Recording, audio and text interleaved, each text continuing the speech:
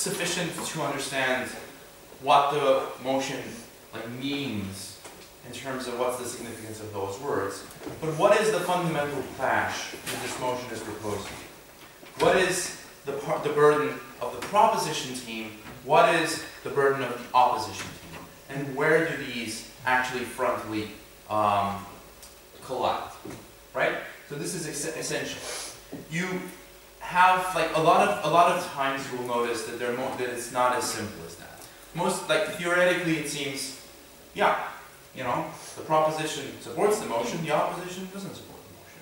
It's not always so simple, because motions can be complex, and that's why you have to look with a lot of attention to the meanings in the words in the motion, to the meanings in the concepts in the motion.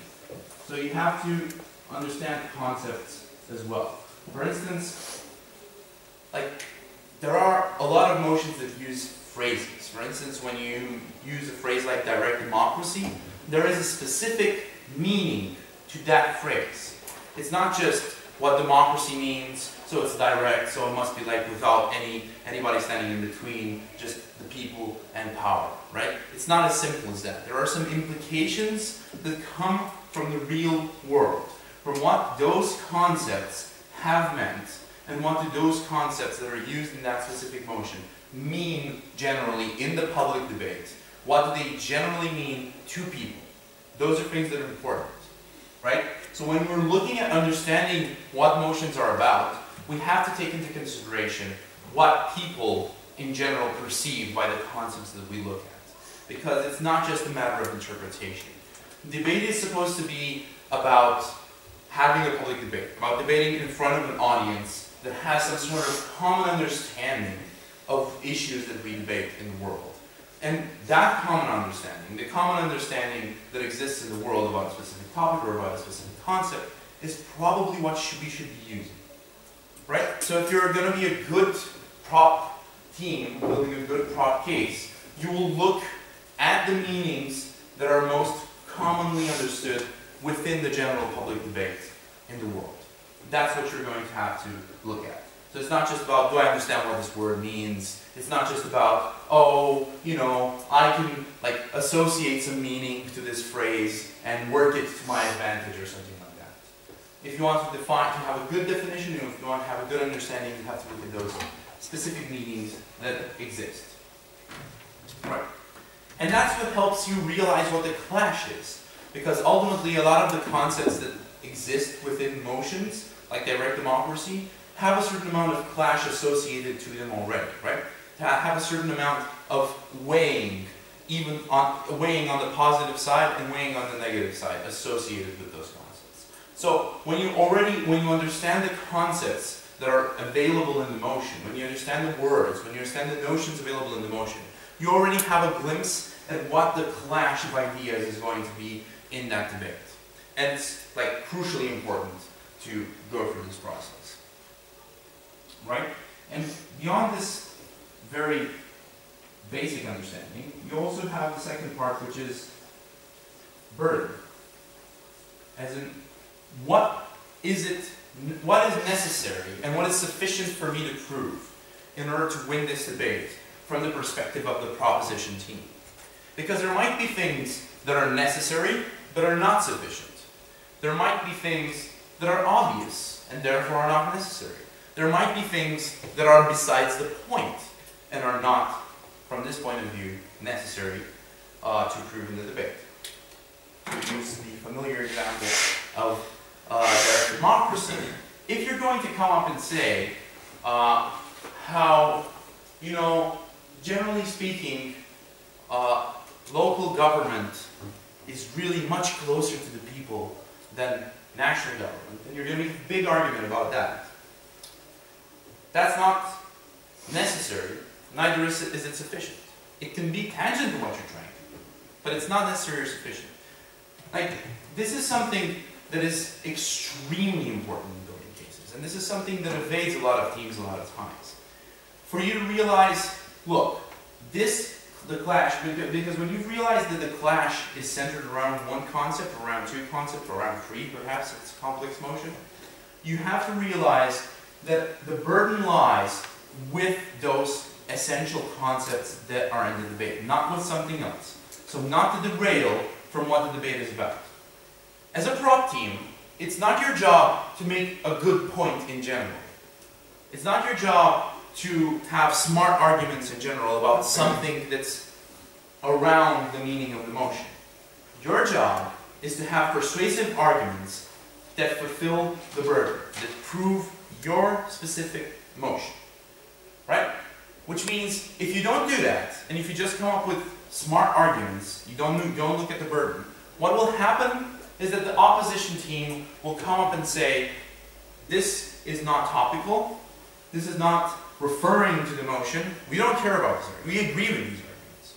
They're not here to support the motion. And that's a very bad position to put yourself in. Right. So you have, once you have this essential understanding of what your burden is as a proposition team on that particular motion, you can look to more complex things, or more, let's say, detailed things. The first thing you need to do is to look at the status quo, as in more detail about what is actually happening. What is the current situation regarding these issues that we're discussing? There might be different types of motions that propose things, that ask you to weigh things, to say if something is good or bad, to say if something was good or bad, is regrettable or not, to say that something should be done. These are somehow different things, but at the same time, all of them have a context in which they exist. All of them have a context in which they are discussed and in which they become relevant. And that is the type of context that you have to define in your debate. If you don't clarify that concept, what you will be doing is you will be letting the judge or your audience to create that context in their mind for you.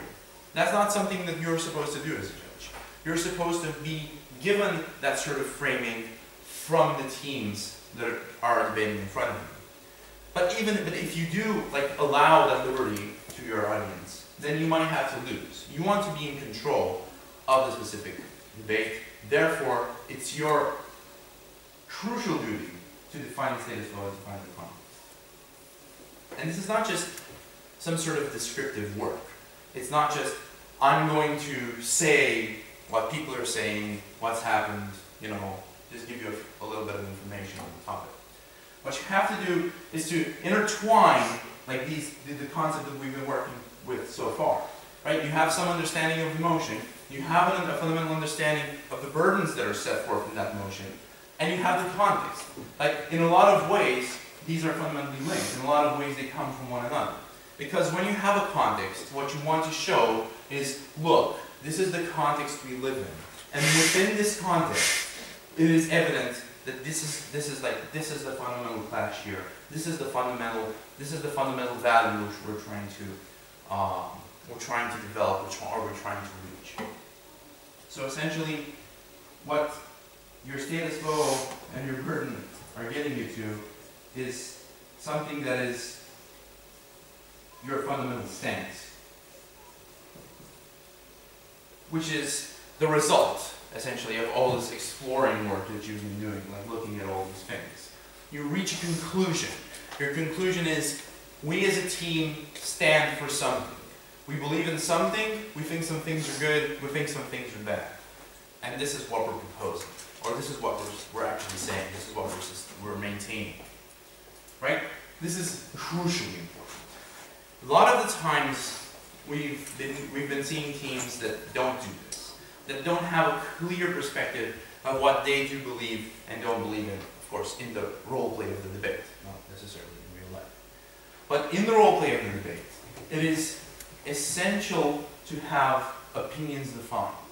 It's not only important within the debate to say, look, we believe in direct democracy at a local level, or we believe in, I don't know, food, like that we should buy food from local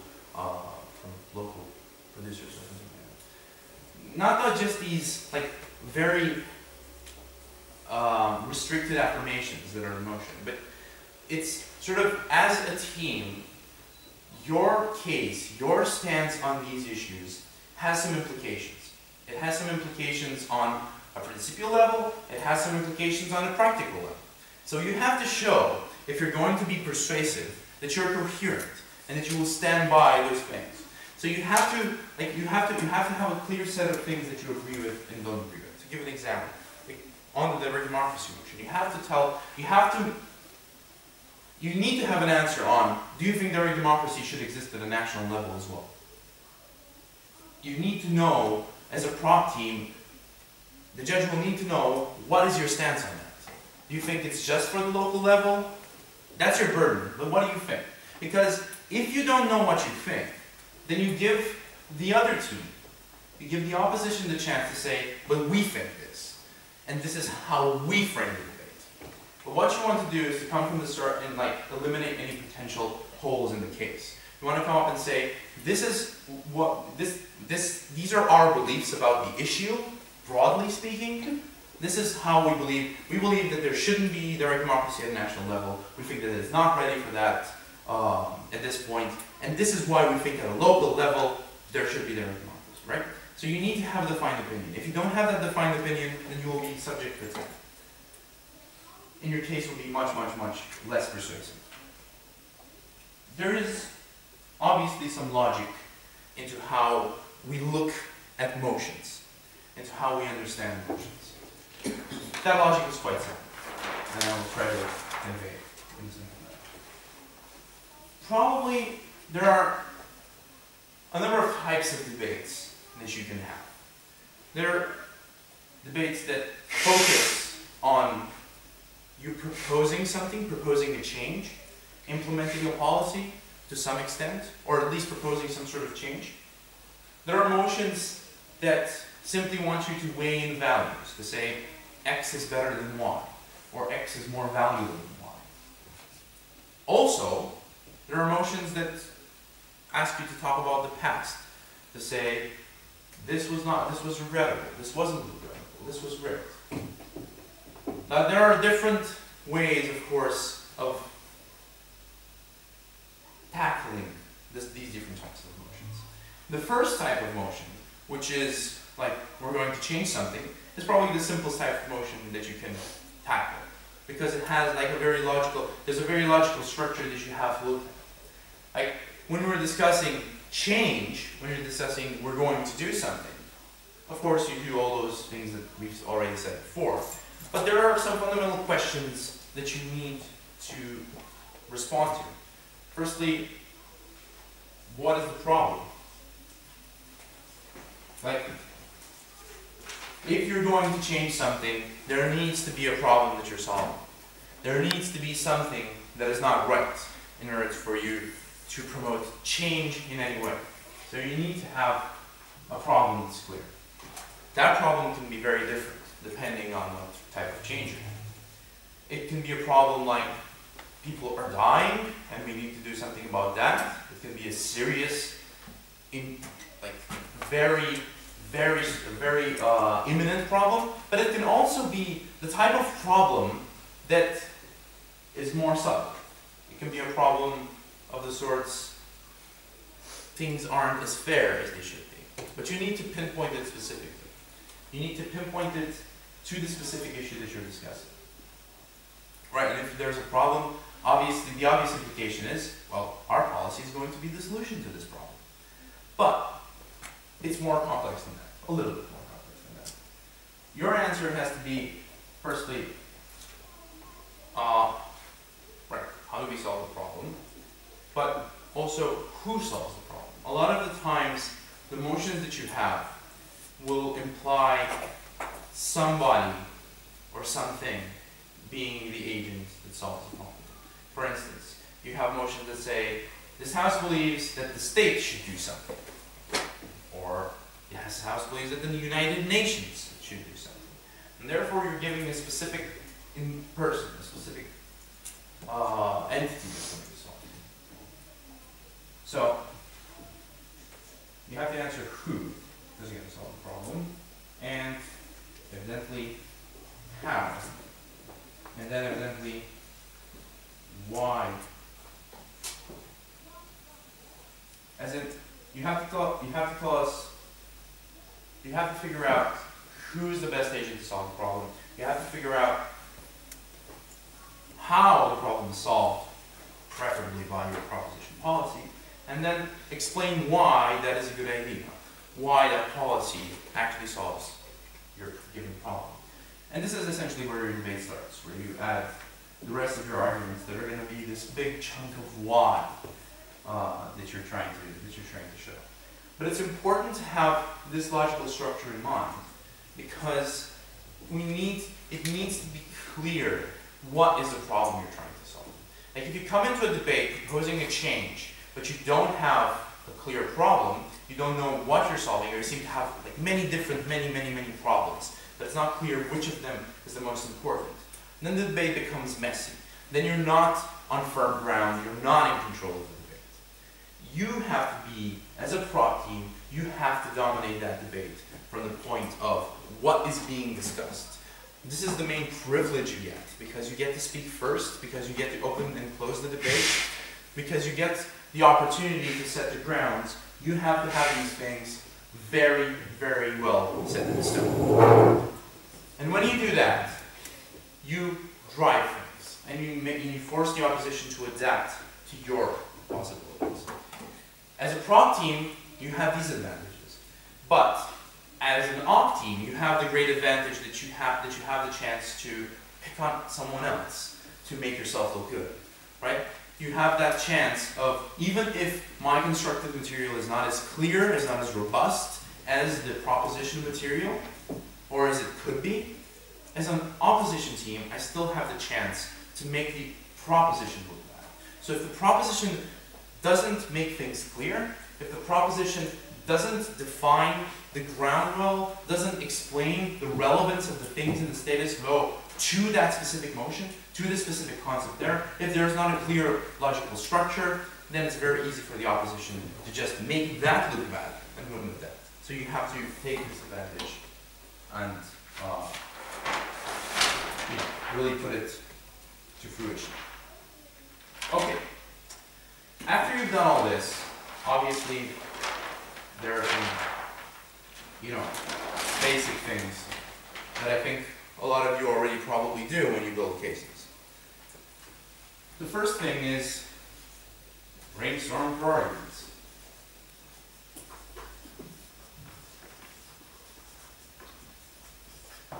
Right?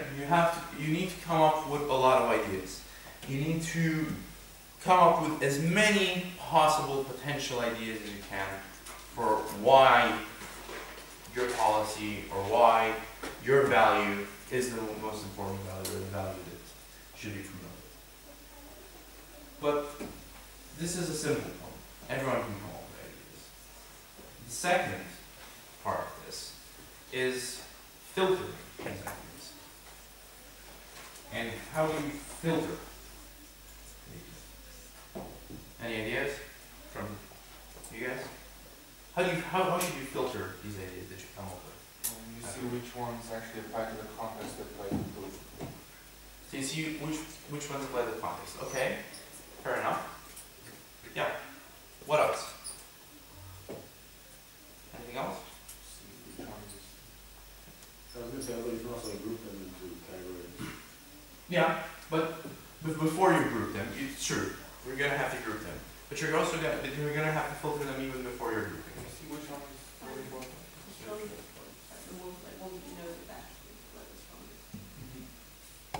Okay, so probably you're going to have two criteria for filtering.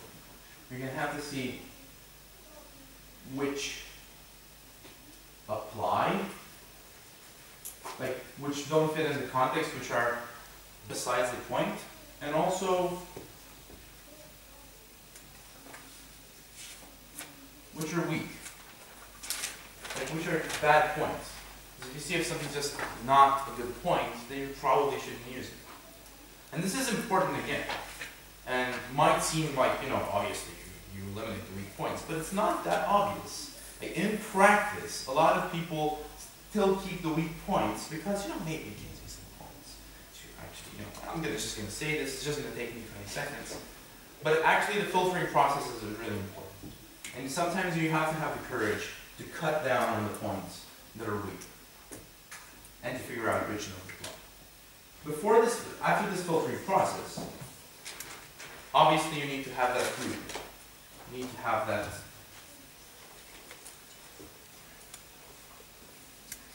forming of categories of ideas. Yeah. What do you mean by which apply? As in, which of the points that you've come up with in the brainstorming actually apply to the motion? Like I've said earlier, it's very important that you discuss the specific motion, not things that are aside from the motion. So there can be things when you're brainstorming, there can be things that are simply not part of what your burden is. Like I said, you need to establish what your burden in the debate is, what you have to prove specifically. So if some of the points that you come up with don't fit that, don't prove your burden, are outside of the burden, then you should probably cut them, because they're not useful to your case. Does that make sense? Thirdly, grouping. When you group things, you want to group them in a certain logic. Now this, I think that this is a very important section of how we tackle case building, and it's not always so well done. When you group your arguments or your points that you've come up with, you need to group them in a way that is smart and is efficient. First, the way you need to structure your case is that you always want to have important things in your case, right? You don't want to have irrelevant things, obviously. Secondly, you want to discuss the most important arguments you have first. So the first argument should always be your strongest argument. Because when you have your strongest arguments as first, then you have the immense opportunity of simply looking strong, of simply proving the motion from the start of the debate, from simply having your stance put forward and your stance clarified from the get-go. That makes you be persuasive. If you're going to leave the most important thing for the end, then you're not going to be persuasive. Then the message you'll be sending is, this case isn't confident. This case isn't isn't sure it's going to win. And therefore this case is trying to escape rebuttal, is going to try to escape attack from the opposition by leaving the most important things till late. So that's one. So, why that's important? Because when you're grouping, you have to think of, what am I going to group these arguments based on? A lot of the times we hear arguments like the economic point, the social point, the minority rights. These are not necessarily very good groupings of arguments. These are not very good ones. What you need to do is to have, or even worse than this, the benefits, the disadvantages. The message, right? So the message might be fine in some points, might be. But the point is, you shouldn't group your arguments necessarily based on how they fulfill the role of each, what role they fulfill in proving the motion. Because that's what it seems like, I have the advantages, then I have disadvantages, and then maybe I have details about the long-term benefits. That's a bad division of the case, because what that case works at somehow is that by the end of it, we will have been proving the motion, but not from the beginning. So what you want to do is that each of these arguments, or these big blocks of arguments that you're grouping, that you're forming with your many ideas, each of them individually has to be something that proves the motion. So it has to contain probably some disadvantages, some advantages, some like points of legitimacy and so on and so forth. Like you will have some of this in all of them. That's why the grouping that you want to create has to be thematic grouping. It has to be grouping that divides arguments not into those that talk about a certain type, those that talk about benefits, those that talk about advantages, those that talk about the model, those that talk about principle, and so on and so forth, but have to be based on those that talk about a specific issue or another specific issue. For instance, the arguments that speak about local governments, the arguments that speak about representation, the arguments that speak about empowering the people. Right? So this is the thematic division of what these arguments are. Each of these sections will have benefits. Each of these sections will have economic points. Each of these sections will have social points. But they have a sense because they are from a theme, from an issue. So your arguments should be grouped thematically. Why? Because when you group them thematically, then you have not three arguments that together might prove your motion, but three arguments that distinctly each prove the motion to a certain extent. That is a much stronger stance to take. That is a much stronger perspective to take. Because what you're essentially doing is you're looking at the debate from a variety of points of view. And if you have like three major thematic blocks of arguments when you group, what you have in the end is three perspectives from which you view the debate and you prove that that motion is true. And that is something that is much stronger. Because when the opposition is going to want to obviously attack your points, they're going to have to attack each and every one of these points and show either how it's not true what you're saying, either how it doesn't work like that, either how it's not relevant. But they're going to have to attack at every level. If you're going to divide your case into benefits and model and explaining the model and so on and so forth, it'll be quite easy for them to just attack one of them and sort of make the other useless. Because if the points are dependent on one another, if the points make up the proof of the motion only together, then vulnerability is much higher. So you need to take that into account in grouping. There's the fourth thing after you've done the very hard part, which is grouping. There's labeling, applying labels to your arguments, which might seem a tad bit trivial, but it's not really that trivial. It's actually something that matters a lot. If you remember your argumentation lectures from yesterday, I'm sure you heard stuff about titles of arguments or statements. Those are the important things. Those are really important things, right? Because what you do with something like that is that you specifically tell your audience, I mean to speak about this. This is going to be the point I will be proving. If you start up talking and you don't make a point, you don't make that point until you end, it's not a good idea. I've heard some people say, look, but you need like a captatio. You need to have something to start off your idea with. Sure. The way captatio works is that you have a captatio, then you make your statement, then you explain it further. You never leave the statement at the end. So that's why labels need to be revealing. Labels need to make the judge get what they're supposed to be expecting. For instance, if the labels are economic, social, and minority rights, I probably not going to get the point. I don't know what you're going to do. To the economic points of a variety of natures and a variety of issues. So labels need to be explicit enough to get the judge saying, oh, okay, I was expecting this, or I wasn't expecting this, but I get what it means.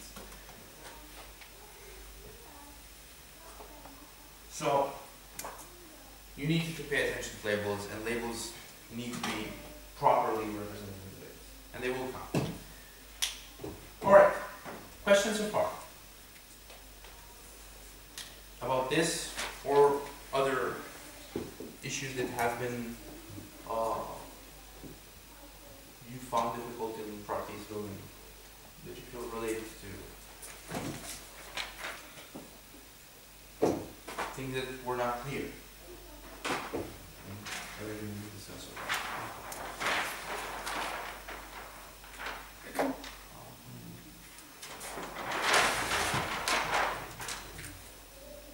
So now, okay, excellent. Good. Now, what we need to understand in building our cases is that there has to be strategy in how you view the debate. You can't simply just say, I'm going to figure out what the debate is about. I'm going to build some arguments. I'm going to group them. I'm going to label them, and it's all going to be fine. You need to have a strategy of perspective. You cannot build a prop case without building an op case, just as you cannot build an op case without building a prop case. Because it's a debate, because it's an adversarial type of situation in which there are two sides that are clashing, you always need to take into account what the other side will be saying. You need to take into account what am I going to have to respond to? What am I going to have to defend my arguments against? So a crucial part of building a solid prop case, after you've been doing all of this stuff, is to start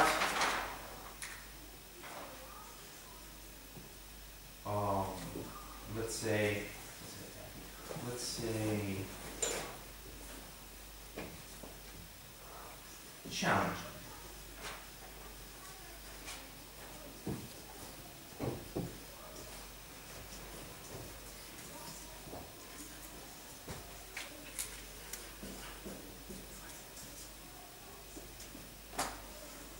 Right, so challenging your own points is crucial. After you've done everything, challenging your own points is something that you cannot avoid.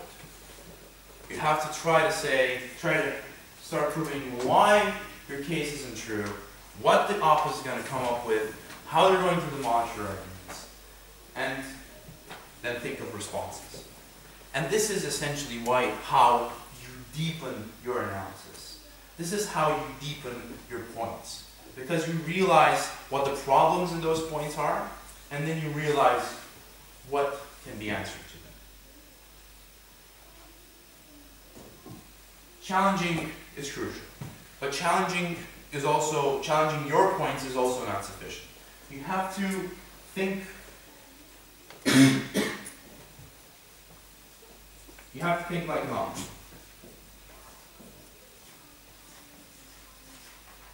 What does that mean? Is actually think of what are going to be the points that are most important on the opposition. What are going to be the points that the opposition is going to come forth with in this argument? Why that's important? A, because you have to look at your own attack, you have to figure out what your own attack strategy is going to be, because there is a strong component, even if you're a prop, of attacking. But then you also have to look at how am I going to use my POIs, right?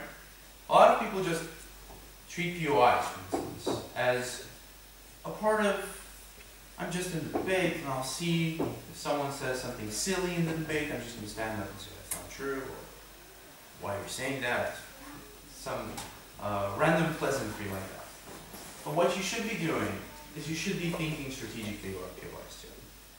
You should be thinking, because you've established already in your case what the most important burden, what your burden is, what the most important issues are, what your fundamental stance is. You already are thinking about what are going to be the fundamentals of the opposition strategy. Your strategy has to include, what do we want heard in the debate? What do we want the opposition to constantly answer to? We've already thought of the burden, right?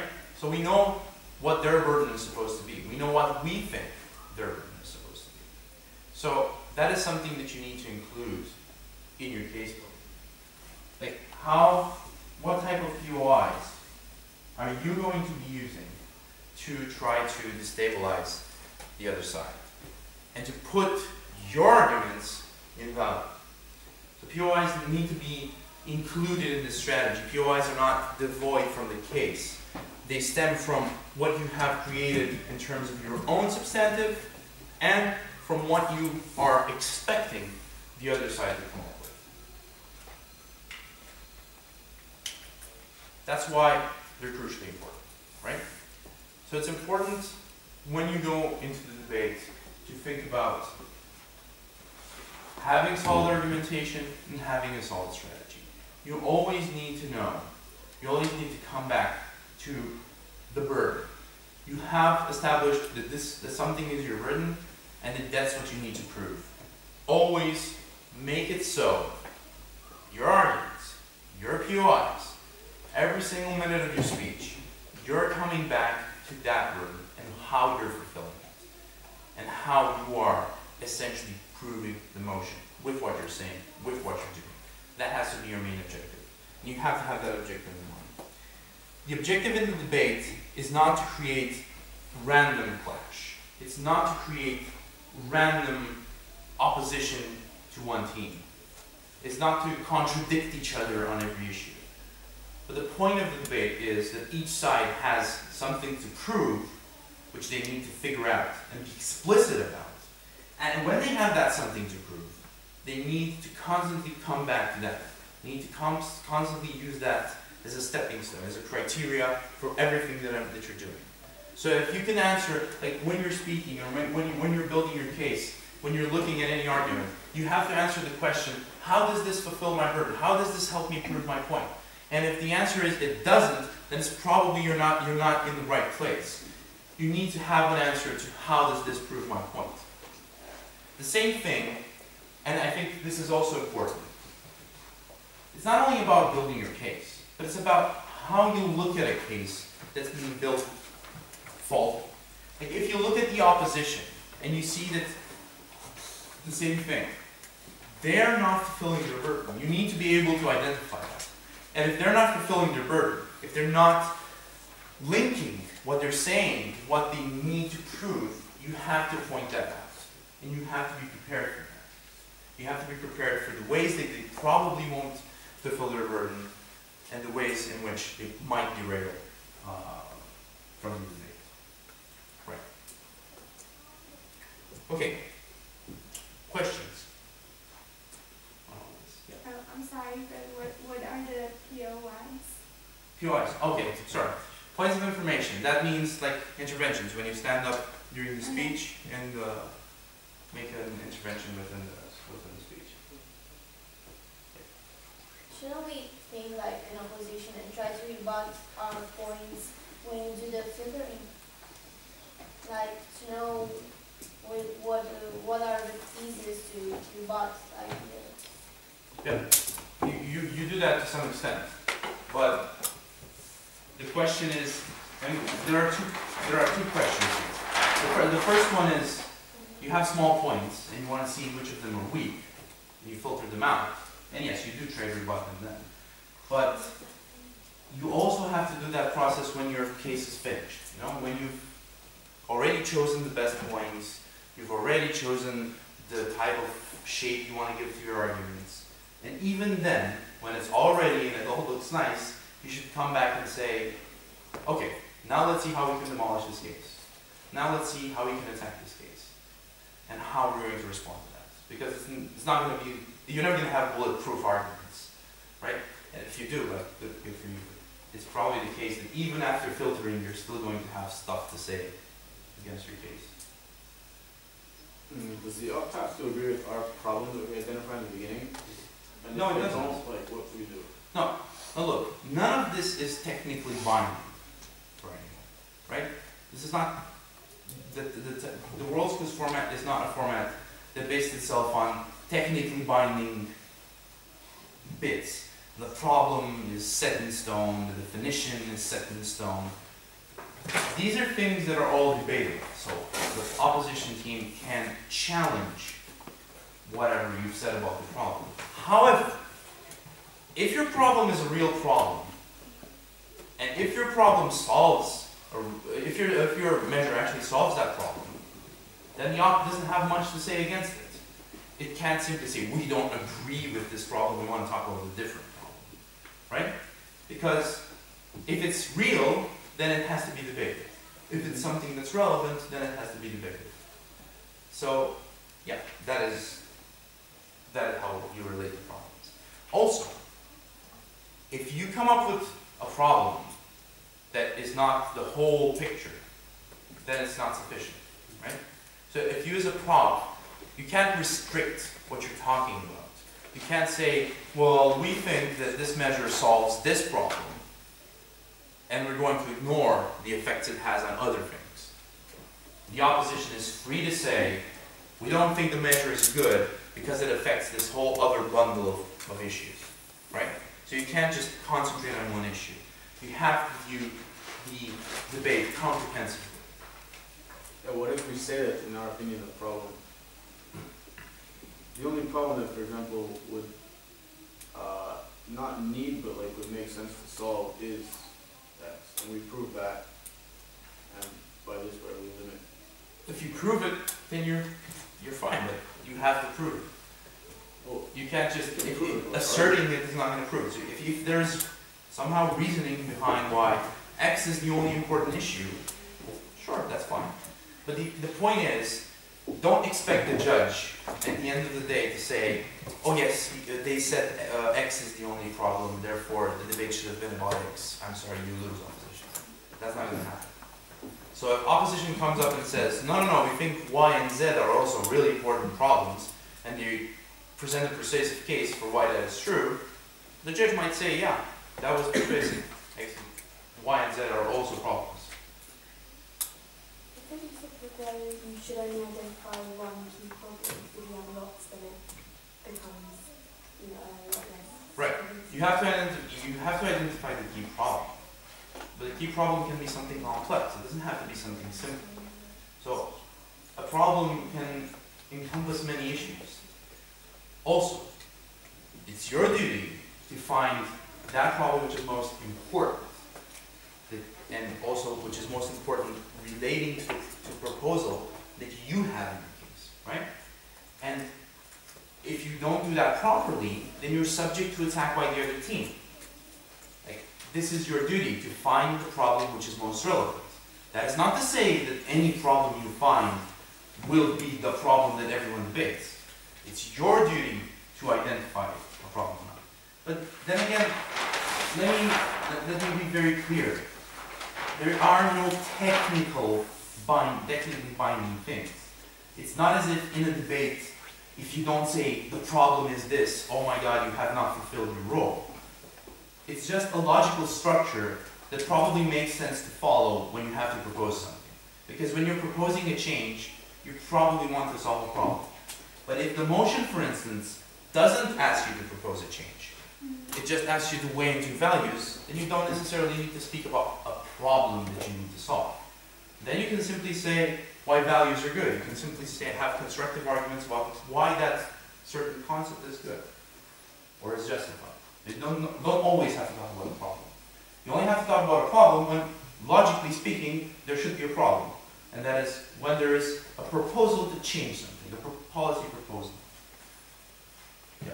And what if the proposition identifies a problem and the opposition identifies another problem and then both decide the point? I never understood what That's a bad debate. Besides that, Well, what's your question? What happens? What does the judge do? yeah, Who wins? It depends on who is more persuasive otherwise, right? Obviously, there are many elements that compose what makes someone win a debate. If one of the teams is better overall, that team is going to win. But again, I think we've gone into this point where we're focusing on the problem as if it would be some sort of like crucial, mandatory point of the case building, and it's not. It's just one of the things that you can do if there is need for it. It's one of the logical steps you probably should fulfill when there is logical need for it. So it's not going to depend on the problem. If the teams are just saying the word problem, that's not going to be important. What's going to be important is if your case is built in such a way that it actually proposes to solve a problem. It doesn't matter announcing it. What matters is actually having the logical structure behind it. Actually building and presenting a case that seems to be solving a problem. I'm sorry to like perpetuate this, but like, so even if the other team, so if I make my case like all about solving the problem, that's what I mean. But if the other team says that they don't think that problem is that important, we still need to clash on it, so they still need to address it, like even if they think that it's... Not necessarily. I mean, they should probably clash. But if what you say is completely irrelevant, then they can just go on and discuss the motion. Like, what is essential is that the motion is king, not the prop case. Right? So the issue for debate is the motion, not the prop case. If the prop chooses to discuss something that is much narrower than the motion, then the op is free to say, we don't care about this, we're going to tell you why this motion falls, and also going to tell you why prop is not doing a good job in sustaining the motion. But I mean, you cannot, just by narrowing down, you cannot force the opposition to debate on your narrow perspective. Right. Other questions? Hopefully not about the problem. Well, maybe could you further explain the grouping of the arguments, because I didn't really understand that. Okay. Okay. Any specific clarity or just? Well, maybe if you could explain on some example, how do we need to group them if we do not? Okay, let's say we've been brainstorming. On an issue, and we've come up, let's say, on a motion regarding to this house would buy locally produced food. Let's say we've come up with some ideas. We've said it helps local farmers. It's a good old-fashioned protectionist measure. That's an argument in itself, but it helps local farmers. It, I don't know, has more chances. It has more chances. It helps local farmers. Has more chances to be organic. Less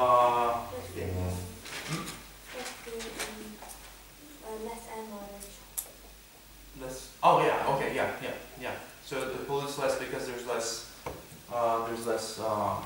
air mileage and less general consumption of fuel, right? So these are free issues.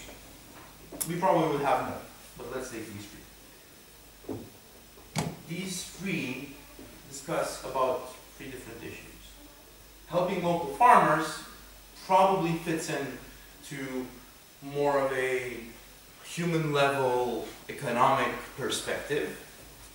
The other 2 sort of relate to something environmental. So one way of grouping them would say, look, organic, stuff about organic produce, and the stuff about the environment, about how it doesn't pollute the environment with consumption of fuel, might go together into a point about how we make agriculture greener, right? So that can be a group. And helping local farmers might go with something else and make it to a point about how we make agriculture more economically sustainable. So that can be an example of grouping, not necessarily a very good one, but not a very necessarily a very good grouping, but that's the general gist of it. So generally you have like small ideas that you come up with in brainstorming, and you decide which of them go together in what ways. Yes? What if you have 2 big points for the first and the second argument, and you have like nothing important for the third argument? What it should be, like the impact on people, or it should be an extension, but sometimes I find it very difficult to find something irrelevant for the motion. Well, I would say 3 things. First, probably you should look harder. Then probably there is stuff. But if you can't do that, then you might want to recheck the initial 2 arguments. They might be too dense. You might have added too much stuff in them. So you might want to like restructure in a way that the third argument gets some material as well. But if that's not the case and they're not too dense, at the end of the day, I think it's just simply better to concentrate on those arguments that are better. Like if you have two good arguments and you simply cannot find the third one, concentrate on developing those two good arguments and making them great. Adding analysis to them, adding substance to them, instead of simply adding a tokenistic, random third argument that doesn't prove anything. It's better to just have two that are good, honestly. So, yeah. Concentrate on quality, not quantity, if you can't figure out something here. Can you elaborate on density of arguments? Density of arguments. Okay, so Right, my point was really dense arguments? with reference to the question that we just got. The point was, what if you don't have enough material or you can't figure out ideas for the third argument? So what I said is, look at one of the two arguments that you already have, and you might figure out that one of them is too dense. What does that mean? That means exactly that you have too much stuff in there, not necessarily stuff that fits together, right? You might have some stuff about the environment, and then some stuff about organic farming, and then some other stuff about how organic farming impacts the economy, all bundled up in the same argument. And you might reach a conclusion that I'm not even going to have time to fit this in my first speech, which, let's admit, happens to us a lot. So I might want to take some of this stuff and put it into a third argument that creates a new perspective. Yeah? Other questions? No? Okay. It's almost 10, so I will thank you very much and wish you good luck in the exercises.